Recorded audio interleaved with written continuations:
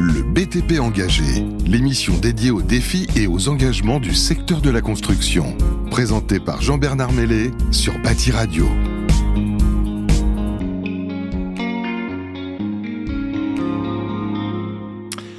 Bonjour à toutes et à tous et bienvenue dans ce nouvel épisode du BTP Engagé, l'émission qui met en avant les initiatives engagées en impact des professionnels et industriels ou distributeurs du BTP, ceux qui se bougent pour faire un monde meilleur. Moi, je suis Jean-Bernard, je suis cofondateur d'Eldo, une entreprise aussi engagée pour faire un monde meilleur et accélérer la rénovation durable de l'habitat. Et aujourd'hui, on va parler de recyclage du verre, parce que je parlais avec un entrepreneur et des industriels. Et aujourd'hui, on vit dans un monde où on a l'impression que toutes les ressources naturelles sont illimitées, alors que non, on vit une époque grave, désolé de le dire, avec du réchauffement climatique, et on a de gros enjeux d'optimiser notre consommation de toutes les matières, de les réemployer. Et on parlait qu'un jour, le sable, on serait peut-être en manque de sable. Donc on va parler de ça avec mon invité. C'est un JB aussi, c'est Jean-Benoît Zacharie. Il est dirigeant du groupe JBZ. Il nous vient de Normandie. Comment ça va, JB, du coup?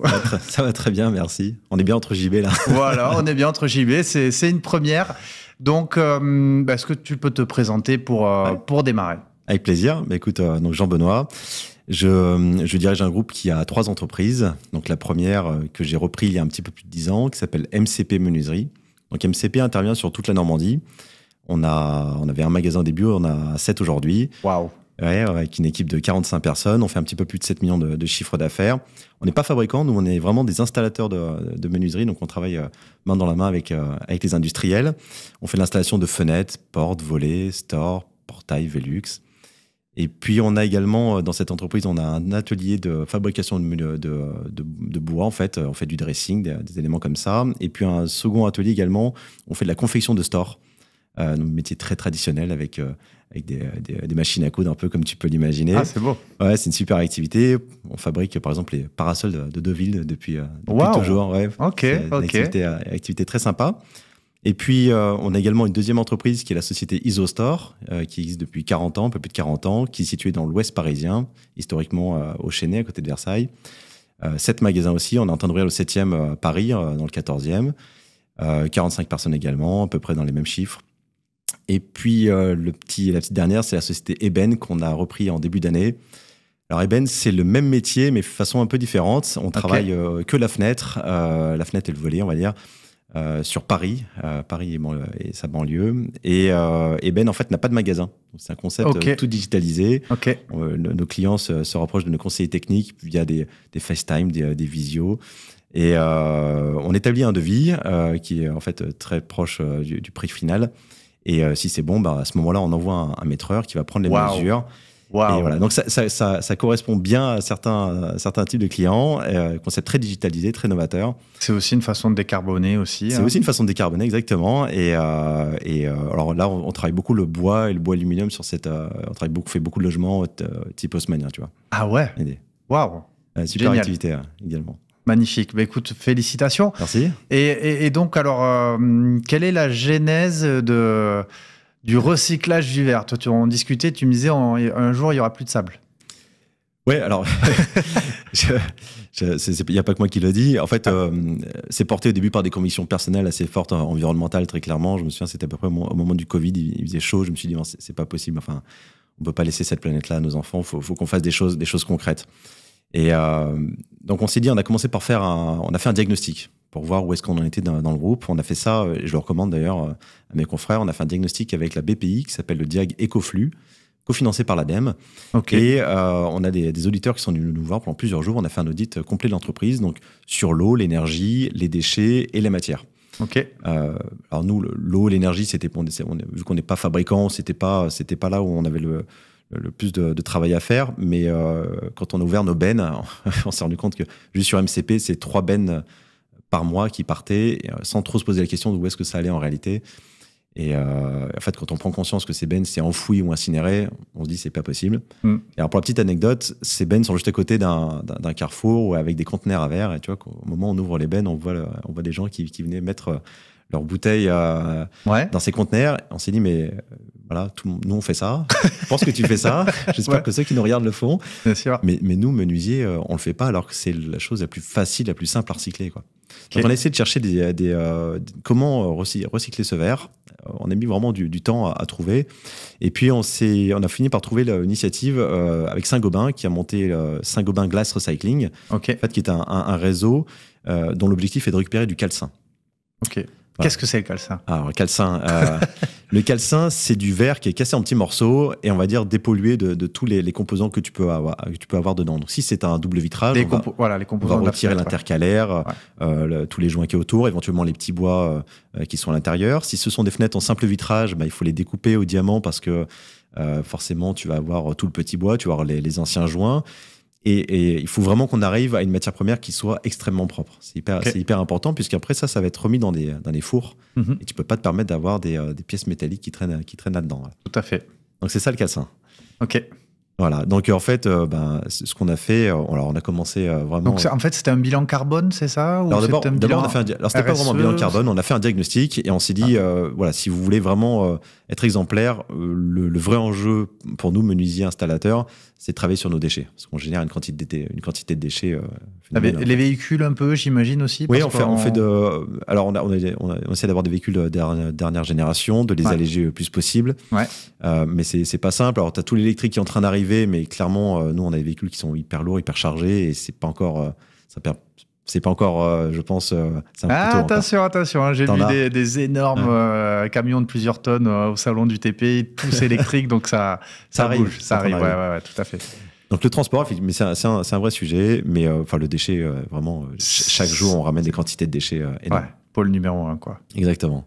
Et donc là, alors comment t'as fait? En fait, on a commencé par casser nos propres verres. On a signé un contrat avec Saint-Gobain en leur disant, écoutez, nous, on s'engage à vous renvoyer du calcin. Donc, on a commencé vraiment... Et les artisans, ils n'ont pas le temps de faire ça. Non, on n'a pas le temps. Alors, on a commencé vraiment, comme on dit, dans le garage. J'ai pris mon marteau, j'y suis allé pour voir comment casser du verre. En général, on fait plutôt attention à ne pas le casser. Là, il fallait vraiment le casser. Parce que toi, tu t'es dit, OK, y a pas on ne peut pas jeter nos fenêtres comme on jette nos bouteilles pour que ça soit recyclé. Ouais. C'est à nous de le mettre en condition pour que Saint-Gobain veuille bien le reprendre, c'est ça? Exactement. Toi, tu es parti de ce constat-là. Tu t'es dit, c'est la seule façon de faire. Exactement. En fait, Saint-Gobain était plutôt en contrat avec Saint-Gobain Glass Recycling, était plutôt en contrat avec des gens plutôt du monde du déchet, en fait. Ils n'avaient pas de menuisiers comme nous. Et nous, on a un peu mis le pied dans la porte. On a dit, nous, on veut en être. Premier menuisier. Ah, on est le premier menuisier à faire ça. Ouais, vraiment. Wow.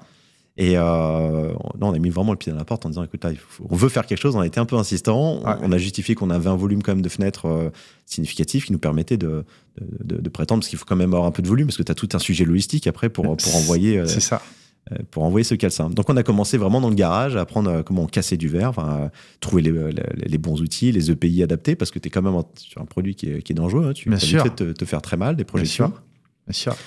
Et puis on est allé voir un atelier d'insertion qui, par chance, est situé juste en face de chez nous, qui recycle du papier, du carton, tu vois. Okay. Et on leur a dit, écoutez, on a monté avec eux ce projet-là, et donc depuis plusieurs années maintenant, ils nous cassent les verres de toutes les fenêtres qu'on ramène. Donc en fait, aujourd'hui, on ne jette plus de fenêtres dans nos bennes. Ok, donc toi, tu vas chez quelqu'un, quand tu vends des fenêtres, tu dis, nous, on dépose, même si c'est pas nous qui vous l'avons vendu, on dépose, et ça partira pas à la poubelle, ça sera pas enfoui. Ça sera revalorisé. On le ramène chez nous. Ouais, tout à fait. Là, on fait travailler des gens en réinsertion qui vont découper le verre et qui vont le donner à un industriel qui va pouvoir reproduire du verre avec. Tout à fait. C'est magnifique. Ouais, c'est beau. C'est simple. C'est beau. C'est beau.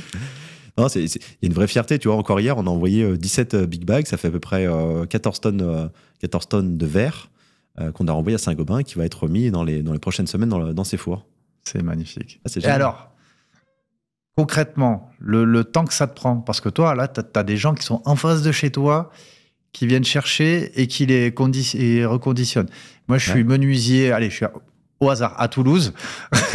Je suis menuisier, j'ai une boîte de 10 personnes, je fais 4-5 chantiers par semaine. Moi, si je veux m'y mettre demain, comment je fais, JB? Alors, JB, soit tu as... alors, c'est très mouvant en ce moment parce qu'on a toute la dynamique de Valobat qui est aussi en train de se mettre en place. Donc, nous, on a été, entre guillemets, pionniers il y a quelques années. On a commencé comme ça.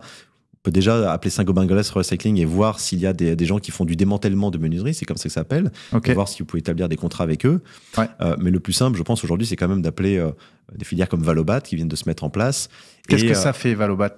Alors, Valobat, tu vois, pour donner un parallèle, quand tu achètes un meuble chez Ikea ou chez Leroy Merlin, en bas, tu as quelques centimes d'éco-contribution qui permettent d'organiser toute la filière du recyclage. Ouais. Valobat, pour faire simple, c'est un peu la même chose.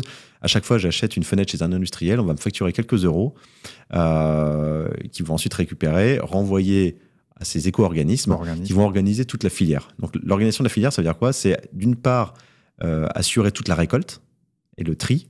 Donc, soit tu as un volume assez important et tu peux demander à Valobat d'avoir chez toi des bennes ou des racks. Okay. C'est ce qu'on a, nous, sur un de nos sites. Donc, on pose directement nos anciennes fenêtres qu'on dépose sur des racks et Valobat vient les chercher gratuitement. Et eux vont reconditionner. Exactement. Soit tu as un volume un peu moins important et là, il y a des centres de collecte. Okay. C'est toi qui vas aller, cette fois, déposer tes menuiseries dans ces centres-là.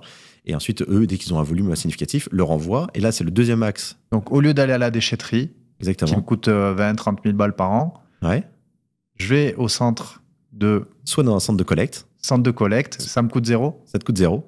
Ok, donc et même nous, je peux gagner 30 000 balles de résultats. En fonction du chiffre d'affaires que tu fais. Oui, je dis 30 000, 20 000, non, mais c'est significatif. Il y a évidemment... J'essaye de trouver les leviers, tu vois, pour que tout le monde s'y mette. Tu vois, au-delà des convictions, est-ce que voilà, il y a un si t'es levier... pas convaincu par l'environnement, fais-le moins pour ton portefeuille, bien sûr. Ouais, voilà. Ouais, évidemment, il y a un vrai enjeu économique. C'est certain. Et c'est plusieurs milliers ou dizaines de milliers d'euros en fonction de la charge et du volume que tu as. Ouais. Et ensuite, Valobat va organiser toute la filière du démantèlement, c'est-à-dire qu'à partir d'une fenêtre, qu'elle soit en bois, en alu, en PVC, on va séparer tous ces composants-là pour les renvoyer. Donc le verre va être envoyé chez Saint-Gobain, qui va le réintégrer dans ses fours, le PVC vers des profileurs, etc. Toi, tu travailles avec plusieurs fabricants. Ouais. Avec qui tu bosses aujourd'hui? Alors, on bosse beaucoup avec K-Line, on fait partie du réseau expert innovateur K-Line. On bosse en véranda avec Akena. Okay. En store, on fait du Winsol. On bosse beaucoup avec Velux également. Okay. Bubendorf, beaucoup de volets Bubendorf, également Somfy. On essaie de travailler quasiment qu'avec des Français. On est assez attaché à ça. Ou pas très loin de la frontière. Voilà, tout à fait. Quel rôle ils jouent, eux, dans justement la récupération des déchets ou le réemploi ou dans toute cette filière de récupération? Mais en fait, tu as différents niveaux. Déjà, on a aussi des plus petits acteurs, mais on voit bien que les petits comme les gros, en fait, sont en train de mettre tous ces programmes en route et ont besoin aussi de comprendre notre métier véritablement. Donc, en fait, il y a plein de commissions. Par exemple, je fais partie de la commission K-Line Planète. On travaille vraiment activement là-dessus. Et tu vois, c'est un travail main dans la main. Donc, on réfléchit ensemble qu'est-ce qu'on peut mettre en place avec nos contraintes, avec les leurs, et qu'est-ce qui est possible de faire. Par exemple, le recyclage, c'est un détail, ça paraît facile et évident, mais le recyclage de toutes les cales de transport. Tu sais, les mousses qu'on a sur les fenêtres, ces mousses bleues qui peuvent être utilisées 5, 10, 15 fois. Aujourd'hui, on les prend, on les met à la poubelle. Enfin, c'est fou. Donc, on met en place des systèmes de conteneurs. Dès qu'on a des mousses, on les met là. Les mousses bleues, elles sont là. Les mousses vertes, elles sont là. Tu vois, c'est facile. Oui, tout. Et dès qu'on a des volumes suffisants, voilà. Tout ce qui est recyclage des palettes. Avant, les palettes, c'était du consommable. Nous, aujourd'hui, tous les industriels que je viens de te citer, on récupère les palettes et on les renvoie. Bubendorf, pour ne pas le citer, fait maintenant du regroupement. C'est-à-dire qu'on commande plus, on se fait pas livrer dès qu'on a quelques volets. On attend d'avoir un semi-entier. Et on se fait livrer de façon à ce que le camion arrive et quand le camion arrive, il est complètement plein. Et si tu veux, il n'est pas plein juste à 60%. Pas compliqué ça à gérer avec les clients qui veulent tout de suite, tout poser hier pour... Ça demande, c'est là où on va travailler avec eux, ça demande clairement de l'organisation, de la préparation. Tu ne peux pas lancer ça comme ça du jour au lendemain, mais c'est des initiatives qui sont géniales et pleines de bon sens. Et ça va dans la bonne direction. Donc tu as à la fois des initiatives, j'ai envie de dire, un peu faciles, qui demandent plutôt de l'organisation. Puis tu as aussi des choses qui sont un peu plus impressionnantes. Je citais l'initiative, par exemple, du groupe Libo, qui est en train de monter l'usine Corallium avec un autre industriel qui a pour objet de récupérer, de trier, de revaloriser les anciennes menuiseries aluminium de façon à ce que ça parte pas, que ça reste en France. On sépare l'ensemble des matériaux et on est capable de tendre vers une fenêtre bas carbone en réintégrant dans les menuiseries aluminium de l'aluminium seconde génération. Et là, quand tu fais ça tu baisses ton bilan carbone de ta fenêtre. Donc ça, associé à des doubles vitrages où on intègre du calcin, là aussi, le bilan carbone du vitrage baisse. Et ben, je pense que ça, c'est la fenêtre de demain. Ouais. Je repense à Christine Rioux qui me disait, mais moi, j'ai pas assez de verre. Je consommerais 2 fois moins d'énergie si j'avais du calcin. Comment on peut s'organiser? Comment il faut faire pour qu'il y ait plus de calcin? Il va falloir du temps, mais il y a un vrai travail, je pense, d'éducation, de prise de conscience. Je pense que quand même, c'est en train de venir. Aujourd'hui, tu vois, toutes les conventions qu'on fait avec nos industriels, il n'y a plus une convention où il n'y a pas un sujet sur l'environnement, sur le recyclage, le verre. Donc, je pense que c'est vraiment en train de se mettre en place. Je pense que des initiatives comme Valobat, c'est le début, donc forcément, c'est pas simple, c'est pas facile. Mais je peux pas croire que dans 2-3 ans, ces initiatives-là ne seront pas généralisées. Ne serait-ce que pour des raisons économiques pour certains, mais évidemment environnementales. Et je pense qu'à force, on va tendre vers des volumes de calcin qui seront importants. Aujourd'hui, comme il y a une prise de conscience quand même, on fabrique 200 000 tonnes de verre en France chaque année, on n'en recycle 3%. Ah, mais ça me rend fou. C'est fou. Ça me rend fou. C'est dingue, tu vois. Donc, bon, on peut faire que mieux. On va y arriver. C'est ça. Et on va y arriver, il n'y a pas de raison. De toute façon, on a besoin, parce que, comme tu disais justement tout à l'heure, le sable, c'est pas une ressource... c'est pas une ressource éternelle. Hein. Il va falloir il va falloir être ingénieux pour récupérer tout ce calcin, c'est clair. Je pense à des leviers qui peuvent parler aux professionnels locaux du bâtiment, installateurs, artisans. Est-ce qu'aujourd'hui, quand tu vas voir un particulier pour lui vendre des stores ou des fenêtres, il va plutôt acheter à toi si tu lui dis que tu recycles ou pas? Est-ce que c'est un vrai argument commercial qui te fait signer plus? J'aimerais te dire oui. J'aimerais te dire oui. La réalité, c'est que c'est pas encore vraiment le cas. On a des clients. Est-ce que toi, tes commerciaux s'en servent déjà? Oui, dans le discours commercial. Je demande à mes commerciaux, mes équipes de communiquer dessus. C'est certain. T'as un label aujourd'hui? Excuse-moi, je te coupe. Est-ce que t'as obtenu des labels éco? Oui, on fait partie de la communauté du coq vert. Ok. Puisqu'on a fait ce diagnostic avec la BPI. On a gagné ce prix avec notre initiative qu'on a appelée Vers le verre vert. Donc, c'était le petit clin d'œil qu'on a fait pour tout ce qui était recyclage de vitrage. Donc, non, ça s'arrête à ça en termes de label. OK. Pas suffisamment aujourd'hui, je trouve, de clients nous interpellent là-dessus. Donc, nous, on en parle. Tu penses que tes équipes s'en servent? On s'en sert.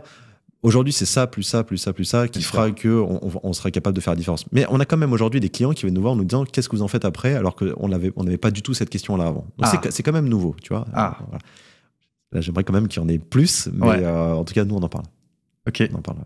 Super. Et ça serait quoi pour toi la proportion de personnes, de clients finaux qui sont sensibles à ça aujourd'hui? Juste pour, tu me dis que voilà, il y en a qui te posent la question. En fait, il y a quelques années en arrière, c'était 0. Donc aujourd'hui, si on a 5%, c'est déjà bien. Mais on voit quand même qu'il y a une tendance de plus en plus forte. Donc pour les professionnels, il faut y aller. Vous aurez un train d'avance sur vos petits copains. Mais ce qu'on a par contre, à la limite plus, c'est la nouvelle génération qui vient travailler chez nous.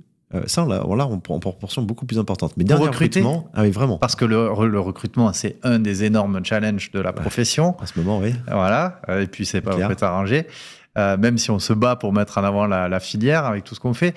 Toi, tu dis que pour recruter un ouvrier de nouvelle génération, le fait dans cette démarche écologique, vraiment.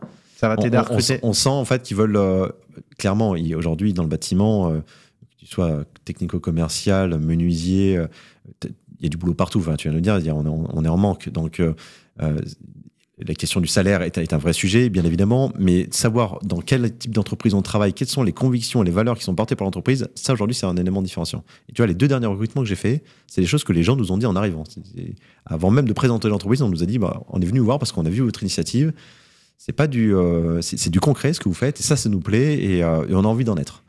On veut être chez vous parce que vous êtes une entreprise engagée dans l'environnement. Ouais, c'est quelque chose qu'on entendait. Des technico-commerciaux, des ouvriers. Ouais, vraiment, véritablement. Ouais. C'est quelque chose qu'on entendait, mais qu'on ne voyait pas encore. Vous entendez ça, là, ça y est. Qui nous regardez là, dites-nous en commentaire ce que vous pensez de ça. Mais le monde change. Les jeunes, ils veulent des entreprises qui soient engagées. Non, c'est là, engagées pour l'environnement. Donc, voilà, on vous donne des raisons d'y aller. Vous allez avoir un train d'avance. Vous allez éviter d'aller à la benne. Vous allez améliorer votre impact carbone et vous allez recruter plus. Mais c'est bon pour tu coches toutes les cases avec ça. Il y a d'autres arguments on a déjà fait un bon tour. On a fait un bon tour, voilà, parce qu'il y a quand même la petite contrainte qui est de changer ses habitudes. C'est au lieu d'aller à la benne, au lieu d'aller là, il faut revenir, il faut aller soit au centre ou il faut revenir. Exactement. C'est vrai qu'on a toujours fait ça pendant des années. C'était tellement facile d'ouvrir une benne, de mettre d'aller à la déchetterie, on jette, on se préoccupe pas. Donc t'as raison, le plus dur finalement, c'est de changer nos habitudes. Mais ce que je peux dire à mes confrères, c'est que vous seriez étonnés à quel point ces nouvelles habitudes se prennent vite. Aujourd'hui, mes menuisiers, ça leur paraîtrait fou d'aller jeter une fenêtre avec vitrée dans une benne. C'est là qu'on se dit, chouette, on avance, quoi. Ça donne de l'espoir. C'est beau. Combien de temps ça prend la conduite du changement? Je prends mon entreprise à Toulouse. Je vais mettre ça en place. Ça va me prendre combien de temps, moi, pour que ça rentre? Ça dépend vraiment de l'énergie que tu mets dedans, mais je pense qu'en quelques semaines ou quelques mois, on y arrive très bien, en fait. Ça se fait facilement. En la réalité, je trouve que c'est pas très compliqué. Aujourd'hui, on a tous les outils. T'as pas eu besoin de mettre une carotte Non.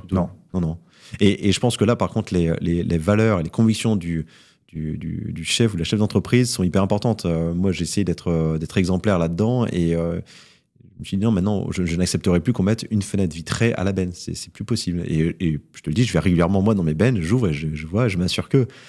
Ah oui, je vais jusqu'à là. C'est clair. Il faut. Mais franchement, on a plutôt du soutien de nos équipes. On a vraiment du soutien et ils veulent y aller. Ok. Même ceux qui posent, même les ouvriers qui ont la réputation d'être les plus réfractaires au changement... Même eux, ils sont moteurs. Ah, mais tu serais surpris. C'est surtout eux, je trouve, qui sont moteurs, en fait. Et c'est ça qui est chouette. Et je vais même te dire, ils nous poussent à aller plus loin. C'est-à-dire qu'aujourd'hui, on a fait ça avec les ouvrants.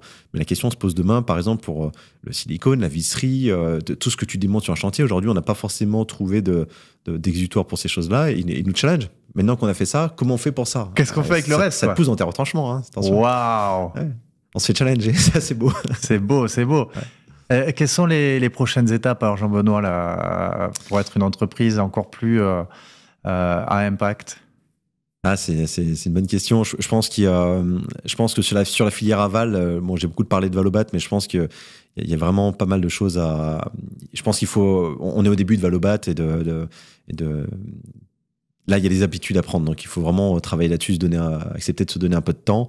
Il y a un vrai travail aussi à faire en amont, je pense, main dans la main avec les industriels pour réfléchir à comment on baisse le bilan carbone de nos fenêtres, c'est-à-dire que les profilés PVC, s'assurer qu'ils vont bien aller chez des industriels pour être réintégrés. L'aluminium, pareil, c'est un vrai sujet. Aujourd'hui, l'aluminium, c'est tellement tentant d'aller le revendre chez le ferrailleur du coin. Il va falloir... C'est vrai, on peut faire ça, ouais. C'est un peu ce qui se fait dans le bâtiment historiquement, hein, tu sais. Donc là, il va falloir changer les habitudes aussi, ça va pas être facile. Et est-ce que les industriels ils sont prêts à te rémunérer autant que le ferrailleur du coin? C'est une bonne question. C'est les questions qui se posent. C'est comment on fait changer les habitudes qui ont été prises pendant des années. Il faut pas que ça soit plus. Enfin, tu vois, j'essaie de trouver ce qui est moins contraignant. Parce que pour faire changer quelqu'un, il faut faire changer pour eux du mieux. Mais en fait, c'est l'enjeu. Et en fait, il faut faire prendre conscience à nos équipes que l'enjeu est hyper important. C'est-à-dire que si demain, on n'est pas capable d'alimenter nous-mêmes l'industrialisation en France, comment on va faire? On a bien vu quand même avec ces 4 dernières années, entre le Covid, l'énergie, la crise de l'Ukraine, qu'on est quand même hyper fragile là-dessus. C'est pas impossible que demain on ait des pénuries de matériaux. Bien sûr. Et comment on fait pour travailler? Donc l'enjeu, il est aussi là. Il est vraiment stratégique pour nous assurer qu'on va continuer à avoir des bons appros et fabriquer des bonnes fenêtres. Tu as fait une fresque Oui, c'est ça, tu m'as dit. Tu as fait une fresque du climat avec tous tes salariés pour qu'ils comprennent vraiment que la chaîne de valeur, elle peut se casser, elle peut se rompre. Parce que l'être humain, malheureusement, on le voit en ce moment, il pense très court-termiste et il a du mal à penser plus moyen, long terme. Toi, tu es convaincu que le moteur, ça doit être la vision long terme, ce qu'on va laisser à nos enfants, ce qui va nous arriver dans 10, 20 ans. Mais est-ce que pour embarquer tout le monde, tu as fait quelque chose comme une fresque? En plus de l'audit, est-ce que tu as fait des ateliers, des choses pour embarquer tes collaborateurs, tes collaboratrices là-dedans? Non, alors on n'a pas fait, au sens propre du terme, de fresque du climat. On a beaucoup parlé, on a essayé d'être exemplaire. En fait, tu sais, je reprends l'initiative qu'on a fait avec le verre, c'est quand même très facile à comprendre que ta bouteille de verre ou ton pot de confiture, tu la mets dans le conteneur et pourquoi pas la fenêtre, en fait, parce qu'on n'avait pas la solution, en fait. Maintenant qu'on a la solution, c'est y a un cliquet en tiers-retour. On ne reviendra jamais en arrière là-dessus. Et très vite, tout le monde a compris. On n'a pas eu besoin de faire une fresque du climat. On le fera peut-être un jour, mais on n'a pas fait ça. On essaie de faire plein d'autres choses. Oui, non, mais il y avait des dirigeants qui portaient la vision, donc vous avez réussi à embarquer tout le monde. Peut-être pour des dirigeants qui sont un peu moins à l'aise ou un peu moins convaincus, je réfléchis si ça peut pas être un outil qu'ils peuvent utiliser pour aller embarquer tout le monde vers ça, quoi. Aujourd'hui, tu as quand même plein de solutions. Alors, tu as des gens qui peuvent venir chez toi te faire des fresques du climat, tu as des gens qui proposent des bilans carbone, des diagnostics. Aujourd'hui, quand même, si tu as envie de t'embarquer là-dedans, il y a quand même plein de... On n'est pas en reste. Hein. Et si c'est pas le chef d'entreprise, on peut trouver aussi dedans des gens. Nous, on a beaucoup travaillé avec des commerciaux, des menuisiers. Enfin, c'est pas quelque chose que j'ai décidé de porter tout seul. On l'a fait à plusieurs. Ouais. Et ça, je pense c'est d'autant plus important quand on peut avoir des relais dans l'entreprise pour s'assurer que ça va aller jusqu'au bout. Je pense pas que ce soit quelque chose qu'il faille faire tout seul. Non, il faut embarquer le plus grand nombre et ça se passera bien. Ouais. C'est quoi les difficultés qu'on peut rencontrer en cours de route, toi qui l'as fait, si tu devais je dis n'importe quoi, tu arrives dans une nouvelle boîte ou tu rachètes une nouvelle boîte, vu que je vois que ça développe, ça n'arrête jamais de développer. Quelles sont les erreurs que tu éviterais à remettre la démarche en place? Les écueils dans lesquels je pense qu'il ne faut pas tomber. En fait, il y a un vrai travail de communication à avoir avec les équipes. Vraiment, il y a un vrai travail d'expliquer pourquoi on fait ça, les enjeux stratégiques de demain. En fait, on est dans le vrai monde. Enfin, on parlait du sable tout à l'heure. À un moment donné, s'il n'y a plus de sable, il n'y a plus de vitrage. S'il n'y a plus d'aluminium, on fabrique plus de fenêtres. On n'a plus de travail. Pardon, c'est basique et simple ce que je suis en train de dire, mais c'est ça les enjeux. Donc ça prend du temps. Il faut répéter plusieurs fois et à chaque fois je croise mes équipes, on essaie toujours d'avoir ces attentions. Faut être derrière. Je pense qu'il y a un vrai travail de communication et jamais lâcher en fait, parce que si tu fais ça une fois, tu mets un gros coup là-dedans et puis que tu n'en parles plus pendant 2 mois, en fait, chasser le naturel, il revient au galop, tu vois. Exactement. Donc il faut qu'il y ait des porteurs sans arrêt et qui viennent prêcher la bonne parole.